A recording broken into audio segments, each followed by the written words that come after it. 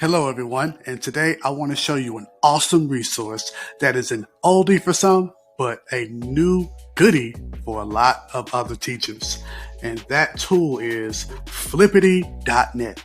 If you have not heard of Flippidy.net, or if you have heard of it, check it out again. They have a lot of cool resources that you can use, especially during this time of remote learning.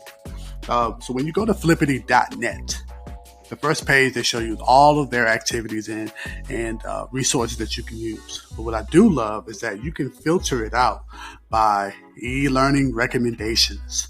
Or even if you're not comfortable with doing a Google spreadsheet, they do have some that you can just skip the spreadsheet and just drop all of your information into a column. And I'll show you that in 1 second.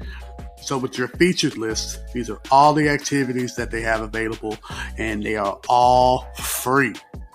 And what you can do, down here at the bottom, I want to show you, they have a really good FAQs and troubleshooting if you're having any issues, and other resources, and even a contact if you ever need help.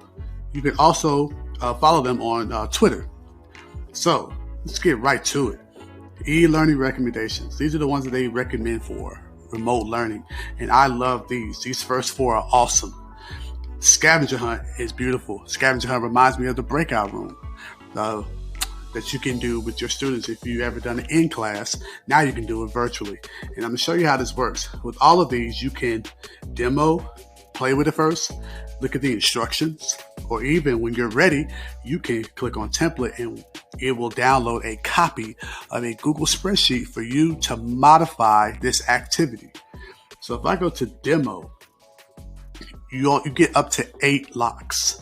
You cannot have any more than 8 locks. And what you can do is you can click on one lock and see if you want to answer that. If not, you can actually go back and go to another lock. So let's do the first one really quick. So what has keys but no lock, space but no room? You can enter, but you can't exit. So that would be a keyboard. You type it in, and the key is unlocked. So when you go back, you see your progress. And also, you can go right to the next one, and furthermore and furthermore. You can also click on the little paper to see your answer choices, your correct answers. And also, you can actually share this with your students. And what you can do is you can copy that link, put it in the chat in your Zoom, or there it is, you can put it in your Google Classroom. So the students can have this assignment in their Google Classroom. How cool is that? But you can also use your QR code if you want to go that route. And email is also an option. So if I go back into this, I just want to show you some cool things you can do. One, you can actually put a hint in the key lock for your students. So if I click on show hint, it's going to ask you, do you want to see it? And it shows you a keyboard. So that can be really cool. So how do you edit this? How do you do that? So what you can do is go to template. When you go to template, it'll force you to prompt you to do a copy. And once you copy it, here's where all the magic happens. So you don't do anything to the first cell. First cell in blue, you have to leave that alone. But everything else, you can change all the questions. You do not have to give a hint at all. But for this demo, they did give a hint. And then you give the answer. The answers are case sensitive and character sensitive. What I mean by that is if you put commas, the students have to put commas as well.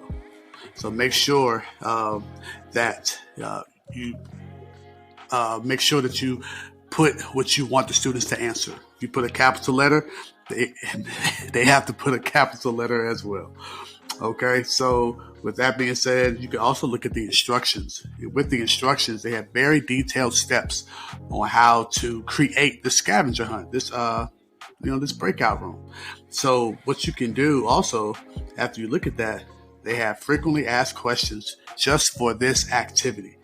And what you can also have done, which I love, is you can have the results emailed to you.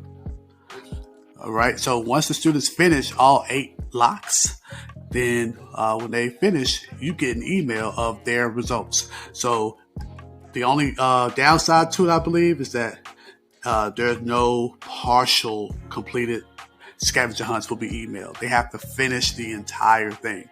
So just keep that in mind. And then if you want to add images, they tell you how the rules to how to add images and YouTube videos and links and all of that. So it's really detailed for you. So another one that I really like, you have the spelling words. You can change all the spelling words if you want. These are the spelling lists that they have. So you would click on, let's do Elmo, the groups. So these are all the words for that group for Elmo. You can click on it. It'll say the word. It'll say the word and then spell it out for you as well. Then you can practice. And then you get yours correct. You can keep going. And then you can go to quiz and all of that. So it's really, really a helpful tool if you want to work on spelling as well. You have certificates if you want to work on that. You have a typing test if you want to work on that. You can also do snowman, in other words of hangman. They have a cool one called Flippidy manipulatives. And with that, what you can do is, what I love about this one is that how you can group things together. Say, well, how do I do that? So down here, there's a little settings icon. Click that. And let's say you want to group things in fours. So now you can put, maybe all the verbs together, all the subjects together, all the nouns, all those pronouns, things of that nature. So you can really group things together in your own special way, whatever your word list will be. You can do 6 grid and group things even more. If you think about math, you can make place value chart. And I would go back to columns. I can do my place value chart. So things of that nature, just get your ideas going with this.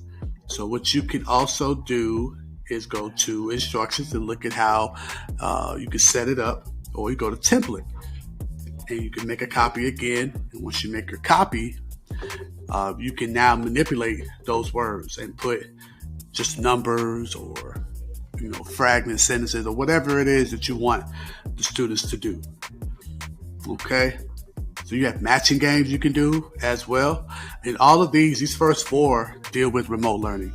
All of these deal with remote learning on this tab, e-learning recommendations. And they have some at the bottom that you might want to try as well. They have bingo. You can do bingo online with your students. It's really cool. They have a board game. If you want to do something at the end of a unit lesson, you might want to look at the board game. You can create a board game and have fun with the students, reviewing the lesson that they learned for the whole month or the whole last 3 or 4 weeks. You can do a Jeopardy show, a quiz show. It's a lot of great information. I know you guys know about the Wheel of Names, so they have that for you as well. But even with the bingo, I'll just show you this really quick, how you could type in all the names that you would like. And when you play, you can share that link with them. When you play, you'll call out the names and the students will click. And you give them the rules on how they can get bingo. So it's a lot of great information and a lot of awesome resources here on Flippidy.net. So please take a look at that. And the last thing I'll show you is skip the spreadsheet.